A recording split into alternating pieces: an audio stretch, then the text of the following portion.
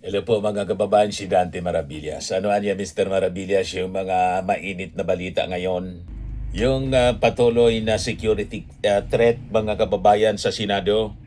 Yan, sabi ni Win Gatchalian, armadong grupo posible raw manggulo sa Senado. Yan Senate threat possibly tied to Maleta Boys, sabi po ni Gatchalian. Yung security threat, sabi po ni Risa Ontiveros, very credible niya.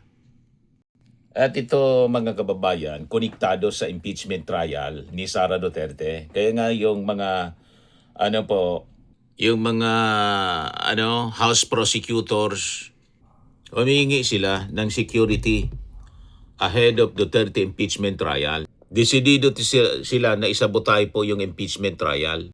So sabi dito sa balita, Public Prosecutors Gerbil Luistro of Batangas and Terry Ridon of Bicol Saro Party List have called on authorities to ensure security at the Senate premises as the impeachment trial of Vice President Sara Duterte draws near.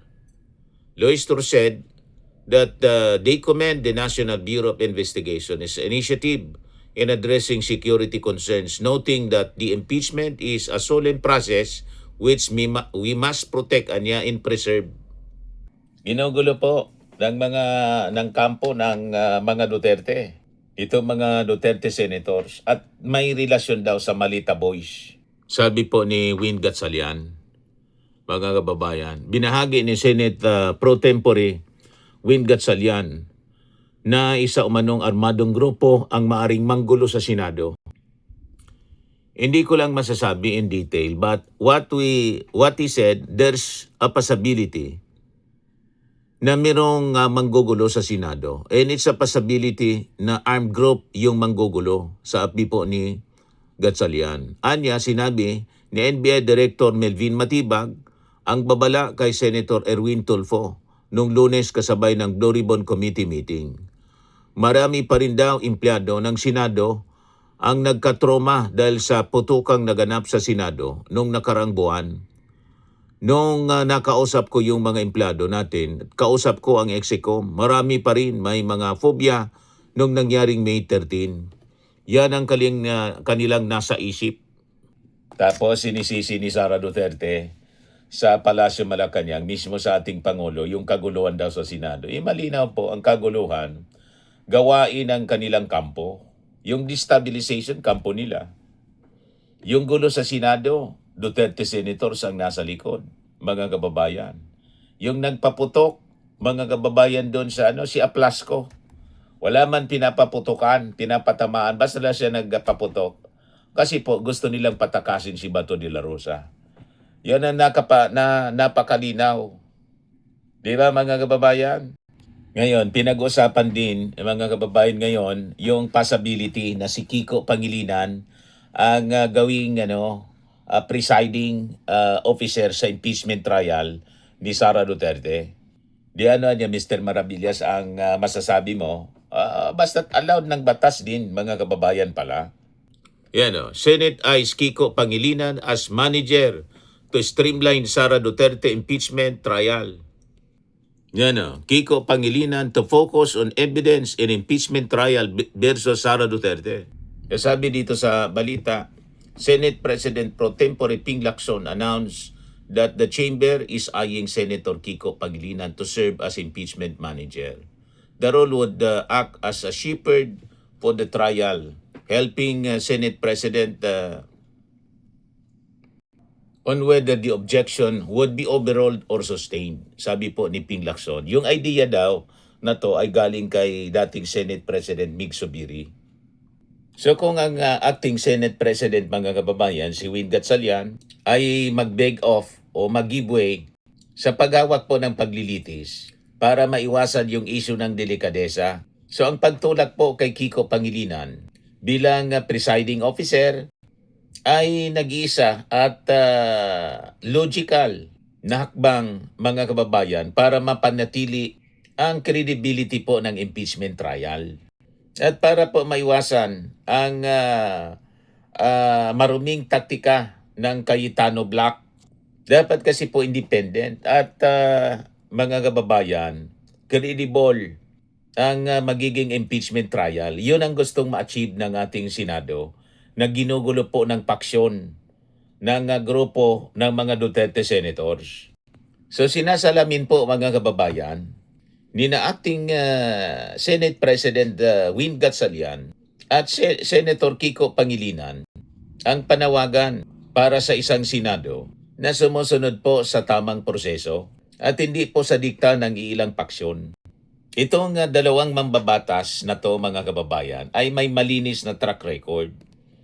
Pagdating po sa paggalang sa rules, sa rule of law, na siya mga kababayan na pinakamalagang katangian para hindi po maging lutong Macau ang impeachment trial ni Sara Duterte.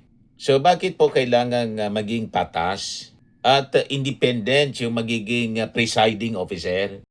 Napakalaki kasi mga kababayan ng kapangyarihan ng isang presiding officer sa isang impeachment court. Kung ang namumuno nito ay may kinikilingan tulad po ni alam na natin, tulad ni Chis Escudero dati at saka itong si Alan Peter Cayetano, ayaw niyang bitawan kahit wala na siyang number. Kasi ina-assert niya na siya dapat ang maging presiding officer. So pag may kinikilingan po, madali niyang imanipula ang takbo ng hustisya. Gamit po ang mga sumusunod na maruruming strategy. Una po yung pagharang sa mga ebidensya. Ang presiding officer kasi po ang unang nagpapasya kung tatanggapin ba o hindi ang isang ebidensya. Gaya ng mga bank records, mga saksing testigo o dokumento po ng korupsyon.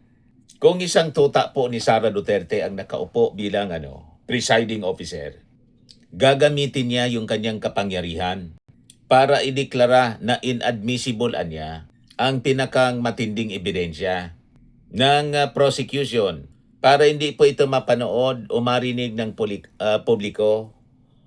Nagets na ninyo? Kaya gustong barasuhin ng mga Duterte Senators itong impeachment trial at ayaw bitawan yung Senate presidency ni Alan Peter Cayetano. Inagaw mismo mga kababayan, pinuslit nila si Bato at ginawa nilang Senate President si Alan Peter Cayetano. And afterwards, pinatakas si Bato sa pamamagitan po ng under attack drama nila yung Senado. Huwag tayong pauto po sa kanila.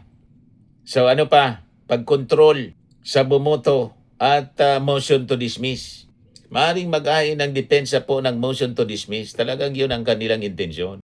Dahil sa sasabihin nila kawalan ng basihan o jurisdiksyon. Kung kontrolado po ng Cayetano Black ang upuan, maaari po nilang i-shortcut yung proseso. Madaliin ang botohan nang wala pong malalim na debate. Yun ang kanilang gustong gawin po doon sa pag-amyenda ng rules. Kaya nag-walk out na lang po yung minority dati. Na ngayon majority na. Nag-gets na ninyo? Ang pwede nilang gawin. Pwede nilang gawin yung sinasadyang pagkantala through technicalities. Yung tinatawag na guerrilla tactics. Gagamit po ang isang bias na pinuno ng mga paulit-ulit na suspension. Maabang pagtatalo sa mga maliit na technicality at mabagal na pag-usad ng trial. So, pwede niyang gawin bilang isang presiding officer. Kaya dapat po impartial ang isang presiding officer. Hindi po pwede si Cayetano. Dapat si Win Gatchalian o kung hindi po si Kiko Pangilinan ang bagay na maging presiding officer. Di ba? Mga kababayan, huwag tayong papayag na Duterte Senators. Alam na natin ang mangyayari pag Duterte Senators po ang mamuno sa Senado. So yun ang pwede nilang gawin. Ang layunin nito, ubusin lang yung oras. Urong sulungin yung mga paglilitis at pagodin lang yung publiko hanggang sa mawalan ng interes ang taong bayan. Ito yung ginagawa nila ngayon, yung mga propaganda at gustong ilihis ang usapin. Imbes na sa impeachment trial yung usapin, nandun sa flood control na gusto nilang isabay sa investigasyon ng bogus bogus Blue Ribbon Committee at yung mga fake witnesses nila ang papagsalitain. Di ba? Yan ang kanilang ginagawa para i-divert yung atensyon ng tao. Gusto nilang pagurin ang ating mga mamamayang Pilipino para mawala ng interes sa impeachment. Doon sa mga controversy na drama, gawa-gawa nila, doon dadalhin yung atensyon ng publiko. All of this, mga kababayan, orchestrated po nilang lahat ng mga Duterte senators. Huwag kayong padadala sa drama nila. So bagay po si Pangilinan maging presiding officer. Eksperto siya sa batas bilang isang abogado. Nagtapos sa College of Law sa UP at may masters in public administration sa Harvard. So ang kanyang professional na kaalaman sa batas ang titiyak na walang technicalities na magbabaluktot sa katotohanan, mga kababayan, sa impeachment court. Veterano na siya, mga kababayan, sa Senado. 20 years yung kanyang experience bilang isang senador. May karanasan na rin siya, mga kababayan, sa haba ng kanyang experience. May karanasan na rin po siya sa impeachment. Naging bahagi siya bilang isang senator judge noong impeachment ni Corona. So ang aktual niyang karanasan sa paglilitis, mga kababayan, nagbibigay sa kanya ng mataas na kredibilidad upang pamunuan ang pagdinig ngayon ng may hustisya at walang takot. Kilala din siya sa pagiging patas at hindi natitinag sa takot at pabor. So hindi obra dito itong mga senator judges na alam naman natin po ang kanilang biases kasi lantaran sila, mga kababayan, na sumusuporta kay Sara Duterte. So malinaw yan sa publiko na itong Cayetano Black ay kumikilos bilang mga tagapagtanggol. Hindi po senator judge ang kanilang ginagawa, kundi tagapagtanggol na ng vice presidente. Handa silang magpagamit kay Sara upang harangan ang hustisya. Yun ang rason, mga kababayan, kung bakit pinipilit yung dual signatory ni Alan Peter Cayetano. Yun ang motibo niya. So ang alok ni Alan Peter Cayetano na magkaroon ng dual signatory sa Senado ay hindi po ito pagmamalasakit sa Senado, kundi isang garapalang pag-amin na desperado silang hawakan ang pondo at sa kakapangyarihan. Sa ilalim po ng batas at tradisyon sa Senado, ang kapangyarihan po ay nagmumula sa majority. Ang pagpipilit po ng paksyon ng minority ni Alan Peter Cayetano na makisawsaw sa pirma ay isang illegal ng pagtatangkang i-hostage ang buong institusyon para sa interes po ng Duterte. Hindi po niya mauto hindi niya mauto si Win Gatchalian. Hindi po pumayag. Gago lang ang papayag sa ganong arrangement. O, di ba? So sa pagtulak, mga kababayan, kay Kiko Pangilinan bilang presiding officer, winawakasan natin ang kultura ng kasinungalingan at ibinabalik ang Senado sa kamay ng isang totoong opisyal ng korte na batas at katotohanan lamang ang pinapanigan po. So hindi po natin pwedeng ipagkatiwala ang hustisya po sa mga mambabatas na gumagawa lang po ng drama at magsilbing tuta ng mga Duterte. Kung nais natin po ng isang patas, marangal at malinis na paglilitis, nakikita natin, mga kababayan, na si Kiko Pangilinan ang nararapat na humawak ng maso sa impeachment court, sa trial po, impeachment trial ni Sara Duterte. Tama po yung ating ang ating posisyon.